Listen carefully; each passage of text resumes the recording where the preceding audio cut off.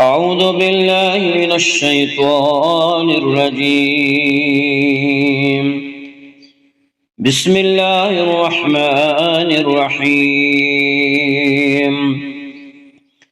والمحصنات من النساء إلا ما ملكت أيمانكم كتاب الله عليكم، وأحل لكم ما وراء ذلكم أن تبتغوا بأموالكم محسنين غير مصافحين، فما استمتعتم به منهن فآتوهن أجورهن فريضة، ولا جناح عليكم فيما تراضيتم به من بعد الفريضة، إن الله كان عليما حكيما.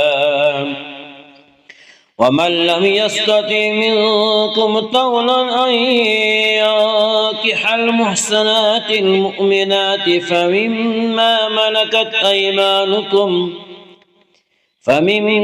ملكت أيمانكم من فتياتكم المؤمنات، والله أعلم بإيمانكم بعضكم من بعض، فانكحوهن بإذن أهلهن وآتوهن أجورهن بالمعروف محصنات غير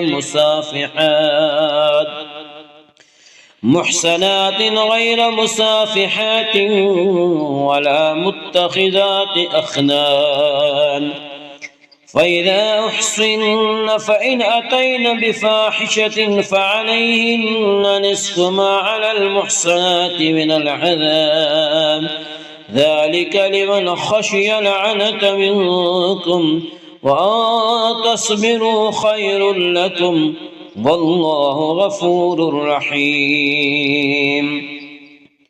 يريد الله ليبين لكم ويهديكم سنن الذين من قبلكم ويتوب عليكم، والله عليم حكيم. والله يريد أن يتوب عليكم ويريد الذين يتبعون الشهوات أن تميلوا ميلا عظيما. يريد الله أن يخفف عنكم وخلق الإنسان ضعيفا. يا أيها الذين آمنوا لا تأكلوا أموالكم بينكم بالباطل إلا أن تكون تجارة عن تراض منكم، ولا تقتلوا أنفسكم إن الله كان بكم رحيما. ومن يفعل ذلك عدوانا وظلما فسوف نصليه نارا، وكان ذلك على الله يسيرا. إن تجتنبوا كبائر ما تنهون عنه نكفر عنكم سيئاتكم وندخلكم مدخلا كريما.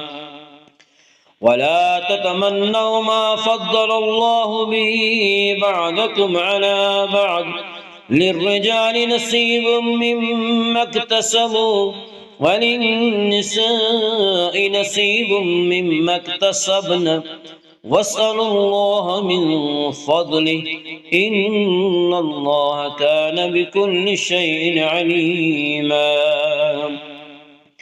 ولكل جعلنا موالي مما ترك الوالدان والأقربون والذين عقدت أيمانكم فآتوهم نصيبهم إن الله كان على كل شيء شهيدا. الرجال قوامون على النساء بما فضل الله بعضهم على بعض وبما أنفقوا من أموالهم، فالصالحات قانتات حافظات للغيب بما حفظ الله، واللاتي تخافون نشوزهن فعظوهن واهجروهن في المضاجع واضربوهن فإن أطعنكم فلا تبغوا عليهن سبيلا إن الله كان عليا كبيرا.